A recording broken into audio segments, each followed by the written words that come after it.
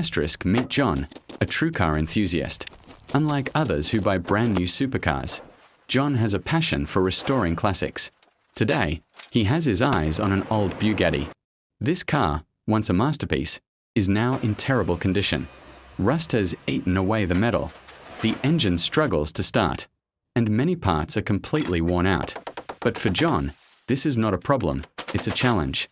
He carefully inspects every inch of the car, identifying what needs fixing and what must be replaced. From the engine to the exhaust, the suspension to the brakes, he spares no effort. Each part he changes, each bolt he tightens, brings the car back to life. Days turn into nights, and slowly, the rusty, broken Bugatti transforms. The once dull paint gleams, the engine roars like new, and the car begins to look as magnificent as it did when it first rolled off the factory floor. For John, it's more than a car, it's a labor of love, a testament to skill, patience, and dedication. Restoring this Bugatti is not just a repair, it's a revival of a legend. Asterisk.